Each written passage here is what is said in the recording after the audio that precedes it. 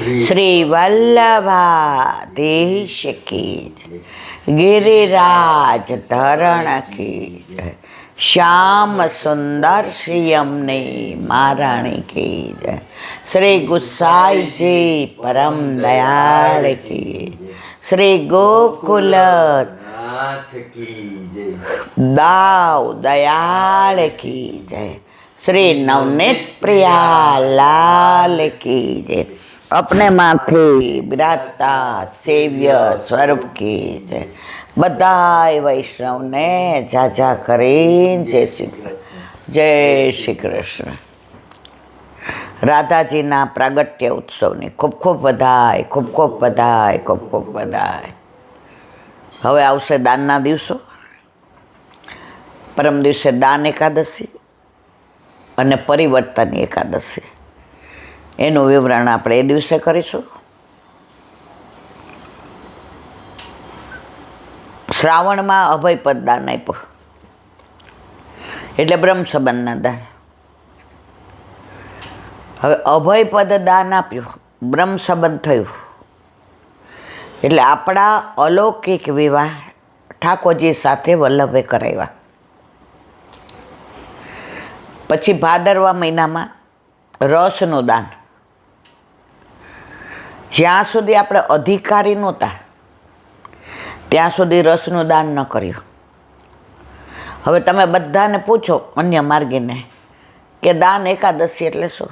દાન દેવાનું. આપણામાં ઠાકોરજીએ ક્યાંય પૈસાનું દાન માગ્યું જ નથી, રસનું દાન માગ્યું છે. કારણ ઠાકોરજી કોણ છે? રસોવઈ છે. આજે જ જે એક વસ્તુ સરસ કીધી કે સૌથી વધુ વિવેક બુદ્ધિ રાખો ને તો તમારી વૈષ્ણવતા દીપી ઉઠે. ઘણું બધું ખાવું એ અગત્ય નથી. તમારી હેલ્થ માટે તમારે કેટલું ખાવું એનો વિવેક રાખવો. 12 વાગ્યા સુધી બપોરે સૂવું એ સુખની નિશાની નથી. વિવેક રાખીને કેટલું સુવાય એ તમને ખબર પડે તો તમારી વૈષ્ણવતા દીપી ઉઠે. કોઈને જરૂર છે અને તમે બેનર લગાવો ને પેમ્પલેટ છપાવો ને આખી દુનિયાને ખબર પાડો, ઓલું માણસને એમ થાય કે આના કરતાં મરી જવું સારું. તો તમે કોકને આપો તો કેવી રીતે આપવું એ વિવેક રાખો તો તમારી વૈષ્ણવતા દીપી ઉઠે. અત્યારે સૌથી વધુ તકલીફ શું થઈ ગઈ છે? વિવેકનો અભાવ થઈ ગયો છે. દરેકમાં અતિશય શો ઓફ. ભક્તિ તમે જુઓ, આમ આણે આટલું પુણ્ય કર્યું, આટલું દાન કર્યું, આટલા આણે તીર્થયાત્રા કરી. ભક્તિ છુપાવવાની વસ્તુ છે, ભક્તિ વ્યક્ત કરવાની વસ્તુ નથી. આપણા વરારે આપણે રૂમમાં રહેતા હોય ને એ રૂમ પૂરતું જ હોય. ચોતરે બધી વાત ન થાય. ચોતરે કરો એટલે તમને ગાંડા ગણે. પણ અત્યારે પરિસ્થિતિ હાવ ફરી ગઈ છે. કરો એના કરતાં અનેક ગણી બહાર તમે પોતે જ પ્રશંસા કરો. જોયું મારા જેટલું કોઈ કરી શકે છે? જીવ આલવો જોઈએ, જીવ પોતે નક્કી કરી લે. પણ બેન, તને આપવાવાળો પ્રભુ છે. તારા ઘરે તારા માથે બિરાજતા તારા ઠાકોરજી છે. એને તને નિમિત્ત બનાવી. તો નિમિત્ત બનાવવાનું આટલું બધું અભિમાન આવે. ઠાકોરજી કે આની લાયકાત જ નથી. આપણા બધા કેવા છે? આપણો દીકરો અમેરિકા રહે છે. હવે પહેલાં ત્યાંથી રજિસ્ટર એડીથી મોકલાવતા ડોલર. હવે એ ડોલર આવ્યા તો નિયમ એવો પોસ્ટનો કે જેના નામનું હોય ને એની જ સાઇન ચાલે.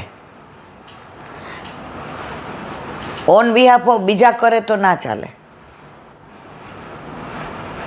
હવે ઓલો પોસ્ટમેન ત્યાંથી કવર લઈને આવ્યો, અંદર 1000 માનો કે ડોલર છે, તો એ જમાનાના 50 રૂપિયા ભાવ હોય તો કેટલો થયો? 50,000 રૂપિયા થયા.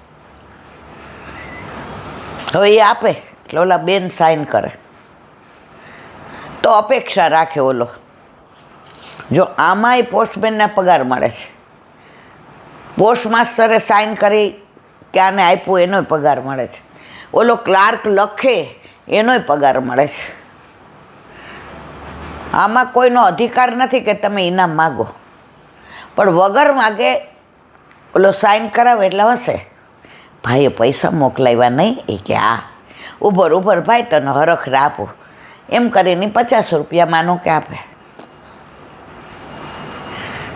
તો મોકલવાવાળો જુદો છે. આપણે તો ખાલી પોસ્ટમેનને પગાર મળે એટલે એણે અહીંયા કવરમાં સાઇન કરાવી.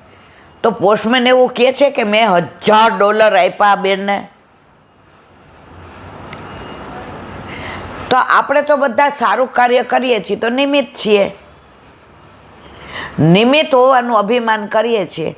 એ ઠાકોરજી વિચાર કરે બીજી વાર આ પોસ્ટમેનને ટપાલ વેચવામાં રખાય, આવા મોટા મોટા હજારો રૂપિયાના કવર અને ઇન્સ્યોરન્સમાં ન રખાય, ટ્રાન્સફર થઈ જાય એટલે આપણે પછી ઠેકાણે થઈ જઈએ. એટલે અત્યારે આ કળિયુગનો પ્રભાવ ચારે બાજુ એ જ છે. તો જે કીધું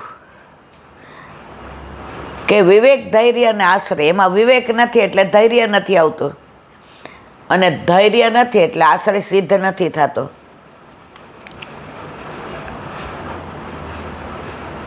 રાધાજીનો પ્રાગટ્ય ઉત્સવની વધાઈ હોય અને એક રાધાજીની નાની વાત ના કરીએ તો આનંદ ના આવે. બરસાના ગામમાં એક દરજી, એ રોજ લાડલીજીના દર્શન કરવા આવે અને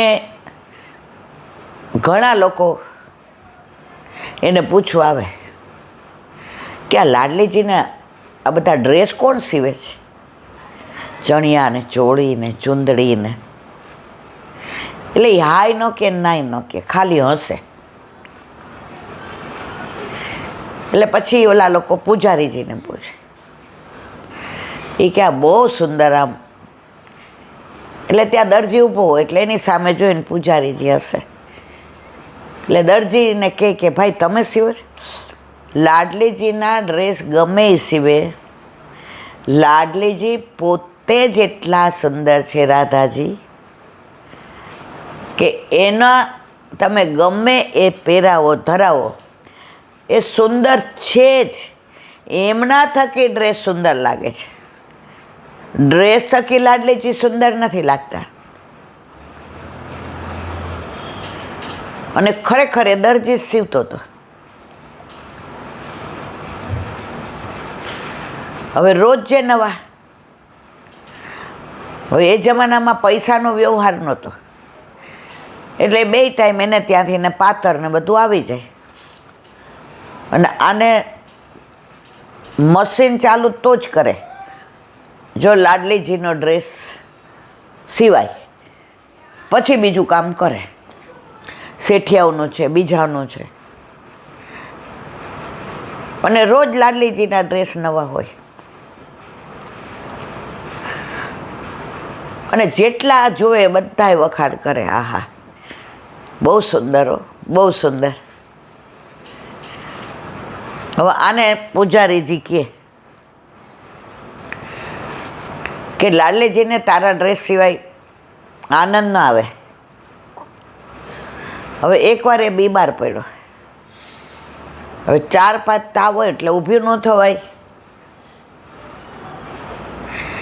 હવે એ ડ્રેસ તે દિવસે બીજાને સીવવા આપવો પડ્યો. ઓલો તો રાજી થઈ ગયો, એટલો સરસ સીવું કે ઓલાનો કાકરો કાઢી નાખો. જુઓ આ સીવતો તો શેના માટે? આહા, મારા હાથ પવિત્ર થાય છે, મારું મશીન પવિત્ર થાય છે, મારું ઘર પવિત્ર થાય છે, મારો આત્મા પવિત્ર થાય છે. આજે લાડલીજી મારા પર કૃપા કરી છે કે આજે મને મારા હાથનો સ્પર્શ થયેલો આ રેશમી દોરા, આ બધું લાડલીજી અંગીકાર કરે છે. આજે મારું અહોભાગ્ય નથી, ભાગ્ય નથી, મારું અહો સૌભાગ્ય છે. અને એ ડ્રેસને હાથમાં કપડું લઈને સીવે ને, રેશમી દોરા ને તૂટે નહીં ને, ક્યાંય દોરો વાગે નહીં ને, દોરો નીકળી ન જાય ને, ક્યાંય ડિઝાઇનમાં ફેર ન થઈ જાય ને, આ જે ડિઝાઇન કરવું એ બીજી વાર ન થવી જોઈએ ને. સતત એના મનમાં વિચાર કોના? રાધાજીના, લાડલીજીના. અને પછી એ ધારણ કરે ને પહેરાવે ત્યારે એવું ન કે આ તો જો મેં કેટલો સરસ સીવો. દર્શન કરી, અરે પ્યારી જો, આ તો કૃપાનો વરસાદ વરસાવ્યો. મને આવું સુંદર સીવડાવવા માટે આપ શ્રમ લ્યો છે, મારા હાથમાં આવીને આપ કૃપા કરો છો. તો મારા હાથે સારો સીવડાવવા આપ મને મારા હાથમાં બિરાજો છો. અને પછી પાછો વિચાર ત્યાંથી જ કરવા માંડે, કાલે કેવું કપડું હશે, કેવો કલર હશે, કાલે કેવી રીતે કરીશ, ક્યાંય દોરો ન રહી જાય, ક્યાંય અંદર તૂટી ન જાય દોરો, કે ગાંઠ પડે તો સામને જઈને વાગે. તો લૌકિક લોકો ના કરે ને બપોર પછી, એ લોકો રાજી થઈને માગે એના કરતાં વધુ આપે અને વખાણ કરે. તમારા જેવું કાકા કોઈ ન શીખે, મારા જેવું નહીં, આ લાડલીજી જેવું, લાડલીજીની કૃપા. પણ એણે એક જ વિનંતી પૂજારીજીને કરી હતી કે મારા ઉપર એવી કૃપા કરો કે કોઈ ગમે એટલું પૂછે કે આ લાડલીજીના ડ્રેસ કોણ સીવે છે, આપ ક્યારેય મારું નામ ન દેતા, કારણ કે નામ એનો નાશ છે. અને જ્યારે તમારા બહુ વખાણ થાય ને, અતિ પ્રશંસા એ પડતીની નિશાની છે. તમારું પતન થાય ને થાય જ, એમાં કોઈ શંકાને સ્થાન નહીં. હવે ઓલા એ તો હાથમાં લીધું વસ્ત્ર ત્યારથી ને એવું મસ્ત સીવું, ઓલાને તો કાંઈ ખબર જ નથી પડતી એને શું કામ આપે છે સીવા, હજી મને સમજાતું નથી. આજે મારી પાસે જે કળા છે, હોશિયારી છે, એને તો કાંઈ આવડતું નથી, હાવ ડોઠા જેવો છે. હવે ઈર્ષા, મારી પ્રશંસા, આ બધું કરતાં કરતાં એણે લાડલીજીના ચણિયા ચોળીને ચૂંદડી રાજી થઈને દેવા ગયો. નિયમ એવો સાંજે આવી જાય એટલે ત્યાં બધી તૈયારી કરી રાખવાની, અને સવારે દીધો એટલે પૂજારીએ પૂછ્યું, બરાબર કર્યો છે ને? અમારા લાડલીજીને આમ તો કોઈનું ફાવે જ નહીં, પૂજારી આમ જરાય ન ગયું. એટલે કે એકવાર આમ અભિમાન, મારું તમારા લાડલીજીને પહેરાવશો ને તમારા લાડલીજી બીજા કોઈનું પહેરશે જ નહીં. અભિમાન, બધું ગમે, અભિમાન, ક્લેશ, પાપ અને ધુમાડો ઠાકોરજીને કે લાડલીજીને. એહી તેહી એહી ના કછું સદ્દે. હવે સવારે સ્નાન કરાવીને જોયું તો ઘઘા જેવું થાય. હવે બહાર તો શૃંગારના દર્શન માટે રાહ જુએ, એટલે પૂજારીજીએ એનો દીકરો હતો એને કહ્યું, ભાઈ આમાં થોડા સેવા ભરી લે ને, આવું તો નહીં મારા લાડલીજી પહેરે, ધારણ કરે. ઓલાય સેવા ભર્યા તો ટૂંકું પડ્યું. હવે લગભગ અડધો કલાક સુધી મથામણ ચાલે. લાડલેજી કોઈ દી એકનો એક ડ્રેસ પહેરે જ નહીં, પણ ન થયો. બહારથી